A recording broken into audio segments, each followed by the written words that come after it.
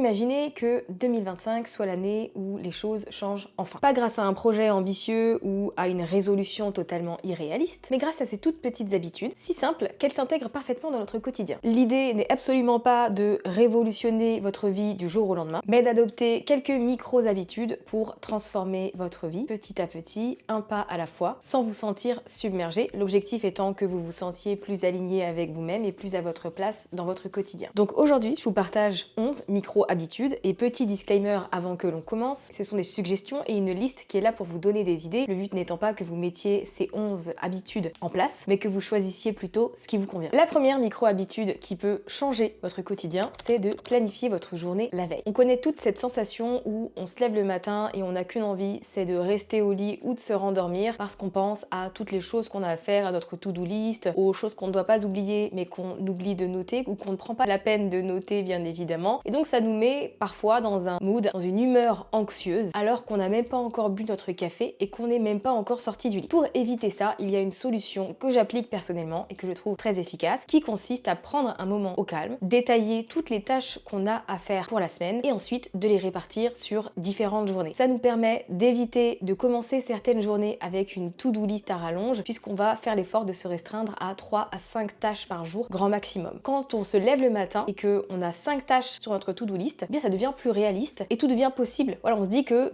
c'est pas la mer à boire, on a tant de tâches, on va faire en sorte qu'elles se réalisent et on va faire en sorte d'aller au bout des choses. Donc c'est ce que je vous recommande, histoire d'avancer pas à pas, c'est de prendre un carnet, de prendre une feuille de to-do list ou une application en fonction de comment vous vous organisez et de répartir vos différentes tâches sur toute la semaine. Pour ma part, j'utilise cette to-do list de la marque Holo Papeterie. C'est simple, c'est efficace, il y a juste l'essentiel sur le bout de papier, je note ce que j'ai à faire, je note mes priorités et ensuite hop, je coche une fois que c'est terminé. Donc ce que je vous invite à faire pour cette micro-habitude là, si elle vous parle, c'est de prendre 5 minutes ce soir pour planifier votre journée de demain. Et si vous êtes encore plus motivé, vous pouvez planifier pour les 3-4 prochains jours ou pour la semaine. La deuxième habitude que vous pouvez mettre en place et qui peut vous aider à améliorer votre mood mais aussi votre gratitude, eh bien c'est de tenir un journal de positivité. Le principe est ultra simple. Chaque jour, vous allez noter les choses positives qui vous sont arrivées dans la journée. Ça peut être hyper bête et hyper simple, comme apprécier l'odeur de votre café, avoir vu une personne que vous n'aviez pas croisée depuis longtemps, avoir terminé une tâche que vous procrastiniez depuis certaines semaines, ou encore un compliment inattendu que vous avez reçu. Peu importe ce que c'est, faites un petit récap.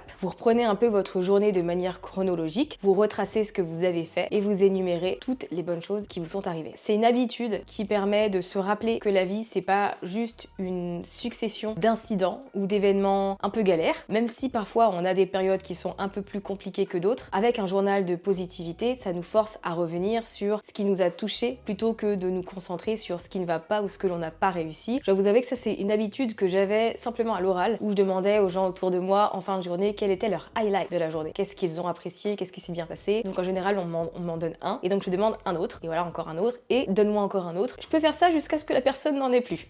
Mais si on fonctionne comme ça, forcément ça nous aide à aller chercher les bonnes choses du quotidien, les petits moments de positivité, et je trouve qu'il n'y a rien de mieux que d'aller au lit avec ça en tête. Donc, essayez ce soir, si jamais vous n'avez jamais fait ça, prenez un carnet ou prenez juste une page note dans votre téléphone et notez toutes les choses positives qui vous sont arrivées. La troisième habitude est très importante puisqu'il s'agit d'avoir une bonne routine de sommeil. On va pas se mentir, le sommeil c'est la base et plus on prend de l'âge, plus forcément il devient important et récupérateur pour nous de bien dormir. Je dis ça parce que quand on est jeune, forcément on se couche tard, on n'a pas forcément de rythme et tout, pas grave, parce qu'on est jeune et on arrive à récupérer assez vite. Seulement, quand on passe la trentaine, là, bon, les choses deviennent un peu plus compliquées et c'est vrai que quand on a une bonne nuit de sommeil et qu'on a dormi le nombre d'heures dont on a besoin ou en tout cas qu'on s'en rapproche, eh bien forcément ça va changer tout notre quotidien et la façon surtout dont on se sent. Tout ce qu'on est capable de faire dans la journée, en fait c'est vraiment la fondation, donc c'est indispensable pour nous de prendre soin de notre santé à ce niveau-là. Quand on n'a pas de routine le soir et qu'on se couche un peu à des heures aléatoires, et bien mine de rien ça a de vraies conséquences sur notre santé. On peut souffrir de fatigue chronique, on peut avoir un moral dans les chaussettes ou alors avoir une productivité qui soit vraiment très très basse. Voilà, si vous vous demandez pourquoi est-ce que vous n'arrivez pas à faire les choses et que en parallèle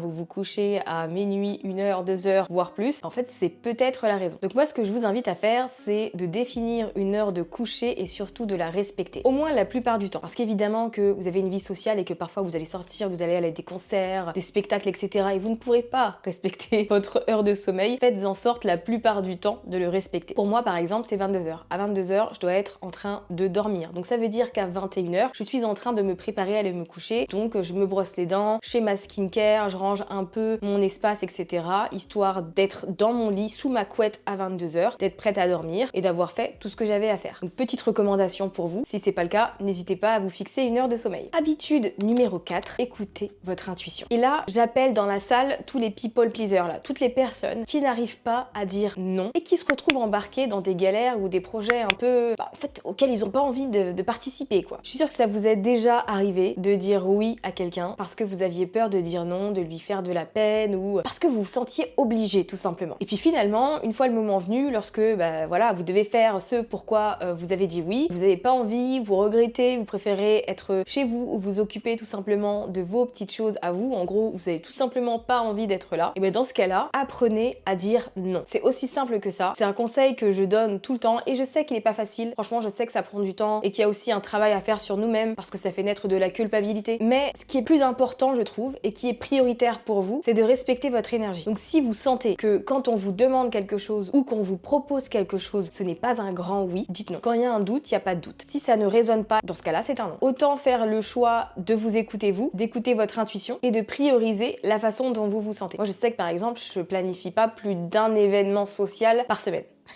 C'est un peu extrême, mais je me connais, je suis une vraie introvertie et ma batterie sociale se vide extrêmement vite. Donc je sais que pour moi, c'est suffisant. Apprenez à être attentive à votre façon de faire, ça vous aidera aussi à déterminer ce qui est ok pour vous et où est-ce que vous fixez les limites. Donc le petit challenge pour vous, à partir du moment où vous regardez cette vidéo là, c'est que vous allez refuser une proposition que l'on vous fait dans la semaine là ou dans les semaines qui viennent si vous sentez que ce n'est pas un grand oui. Vous allez dire non.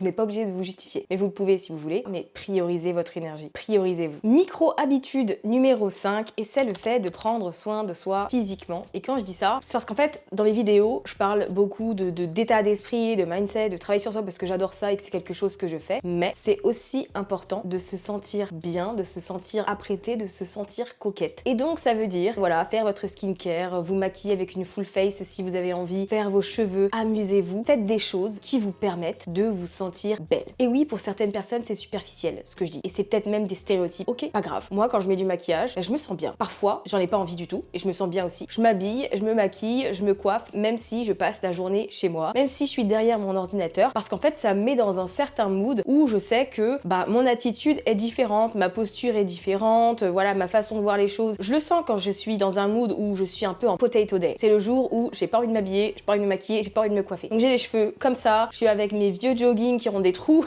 etc. Il y a des jours comme ça où j'ai besoin de ça. Je suis dans ma bulle, voilà, je suis dans mon bureau, je suis chez moi, donc je ressemble à ça. Et il y a d'autres jours où je suis sapée comme si j'avais quelque chose de prévu. Et ça me convient aussi, je mets du parfum alors que je reste chez moi. Mais je le fais pour moi en fait. Et ça m'aide à me sentir mieux physiquement. Voilà, ça peut être juste pour vous un peu de blush, un peu de parfum, le fait de faire un peu plus attention à la façon dont vous vous habillez. Honnêtement, si ça peut vous aider à affronter votre journée, faites-vous plaisir. Il n'y a rien de superficiel et on s'en fout si c'est superficiel après. Faites ce que vous voulez. J'ai mis un chapeau alors que je suis chez moi. J'ai envie, j'ai vu le chapeau et je me suis dit, je l'aime bien, il me plaît. Ça me fait penser un peu au R&B des années 90, ça me plaît. Et je me suis dit, tiens, faudrait que j'en achète un plus gros à la Jamiroquai. Bref, on s'égare. Mais c'est pour vous dire, en fait, faites des choses qui vous aident à vous sentir bien et parce que vous avez envie de les faire, tout simplement. Micro-habitude numéro 6, et c'est de prendre des probiotiques. Alors je vous avoue que ça, j'en ai entendu parler pas mal sur les réseaux sociaux depuis plusieurs mois et en fait, je n'étais jamais penchée sur le concept, donc je comprenais pas et j'en voyais pas l'intérêt. Puis finalement, merci TikTok, je me suis un peu plus éduquée là-dessus et je comprends à quel point c'est bien. Parce que, alors, on parle d'intestin là.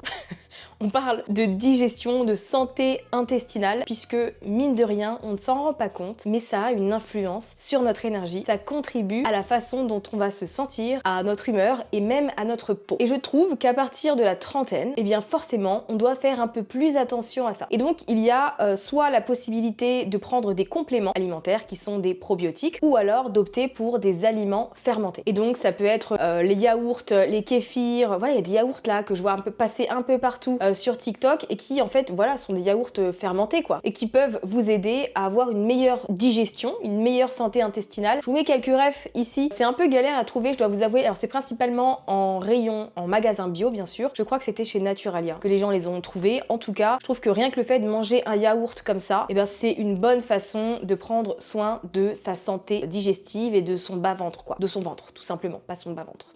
Donc testez ça, ça peut être du kimchi par exemple, qui est du chou fermenté, là une recette coréenne, c'est super bon, qui peut vous servir de probiotique, donc n'hésitez pas sur ces aspects-là. La micro-habitude numéro 7, eh bien elle consiste à avoir une reset routine hebdomadaire. Qu'est-ce que c'est une reset routine? En fait, c'est un moment, une journée, pourquoi pas, dans votre semaine, généralement le dimanche, où vous allez, entre guillemets, réinitialiser votre quotidien, et ça veut dire à la fois votre environnement physique, donc vous allez ranger un peu tous les vêtements éparpillés de la semaine, ranger votre cuisine, faire votre linge, voilà, nettoyer tout simplement et mettre de l'ordre dans votre espace de vie et votre environnement, mais c'est aussi le fait de désencombrer son cerveau en fait, tout simplement. Et donc de planifier les choses, de vider un peu sa tête de toutes les choses auxquelles on doit penser. Hop, le cerveau il est pas fait pour stocker des idées mais pour les générer. Et donc c'est important d'avoir un moment où on va vider un peu tout ce qu'on a dans la tête et qu'on va pouvoir répartir si ce sont des choses à faire, des rendez-vous auxquels on doit aller, etc. À partir du moment où on doit se rappeler des choses, c'est bien de les noter. Et donc avoir une reset routine, c'est ça. C'est avoir un moment où vous vous accordez le temps de mettre de l'ordre dans votre vie. J'ai fait une vidéo dédiée à ce sujet. Si jamais ça vous intéresse et que vous avez envie de creuser, je vous explique un peu ce que vous pouvez faire et les tâches à répartir en fonction des différents domaines de votre vie. Je vous la mets dans la description. Ça, vous pourrez compléter après cette vidéo-là et ça vous aidera à avoir plus de matière finalement que là quand je parle de micro-habitudes. On passe maintenant à la 8e micro-habitude qui est le fait de se prévoir un solo date par mois. Si vous pouvez faire plus, évidemment, c'est génial. Mais en avoir rien qu'un seul par mois, c'est super puisque ça va vous forcer à passer du temps avec vous-même, à apprendre à vous connaître d'un point de vue un peu plus profond, à être plus attentive aussi à la façon dont vous vous sentez dans certaines situations, etc. Et donc ces solo dates, ça peut être le fait d'aller boire un café en terrasse, ça peut être le fait d'aller boire un café dans une librairie, j'adore faire ça personnellement. Voilà, je m'achète un livre et en même temps je m'assois, bois une petite boisson et je le découvre. Ça peut être le fait d'aller à une expo, de faire du shopping, d'aller au cinéma, honnêtement, ce que vous voulez, de faire un resto aussi. Je trouve que la plupart des gens n'ont pas de difficulté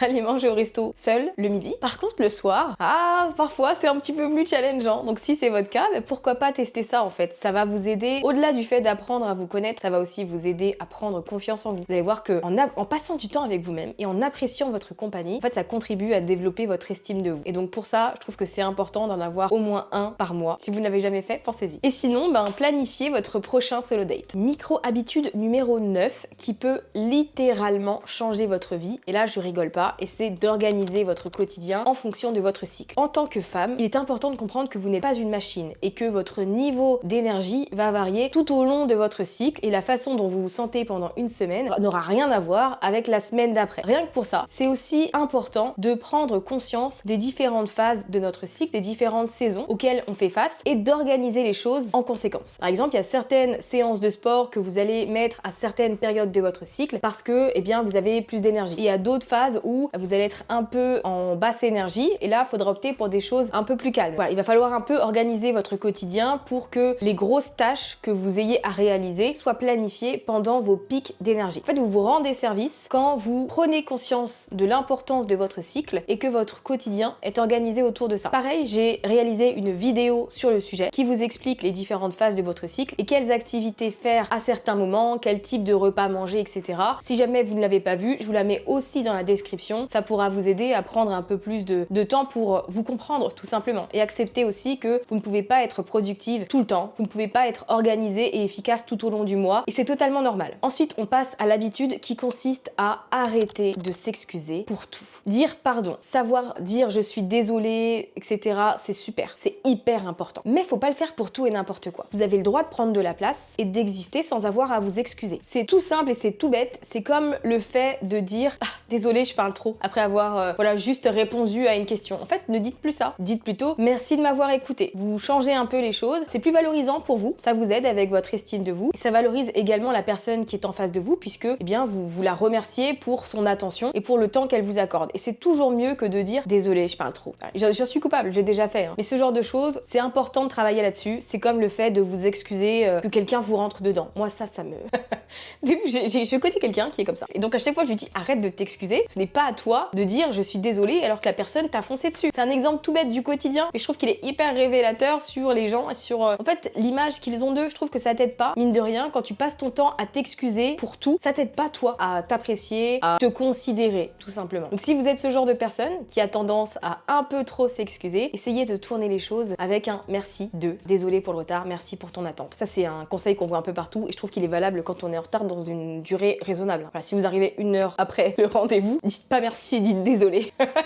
Et enfin, la dernière micro-habitude micro-habitude, celle-là, je vous assure que pour moi, c'est la plus importante et c'est d'attendre 7 jours avant de procéder à un achat. Parce qu'avec Internet, avec les réseaux sociaux, on peut se laisser influencer hyper vite et je trouve que c'est trop facile de faire des achats impulsifs qui ne soient pas forcément indispensables et surtout qui peuvent s'avérer être déraisonnables. Donc, si vous voulez éviter de dépenser un peu votre argent n'importe comment et que vous avez envie, je sais pas, de vous construire un petit peu d'économie, etc., bah dans ce cas-là, faites l'effort d'attendre 7 jours avant d'acheter quelque chose. Oui, ça nécessite que vous preniez le risque qu'il y ait des ruptures de stock ou quoi, mais on s'en fiche. Quand il est question d'argent, je trouve, et surtout dans la société avec l'économie actuelle où tout coûte super cher, prenez votre temps avant d'acheter des choses que vous voyez ou qui vous font envie. Si après 7 jours, vous en voulez encore, bah c'est que vous pouvez investir, vous pouvez dépenser votre argent parce que ça compte pour vous. Si au bout de 7 jours, vous êtes passé à autre chose et c'est une autre pièce, un autre vêtement, une autre palette de maquillage ou une autre paire de chaussures par exemple, ou un autre jeu qui vous intéresse, bon bah vous avez eu raison d'attendre puisque vous êtes déjà passé à autre chose, c'est que ça vous intéressait pas forcément. Appliquez cette règle à votre prochaine envie de shopping, vous allez voir que ça change tout. Donc voilà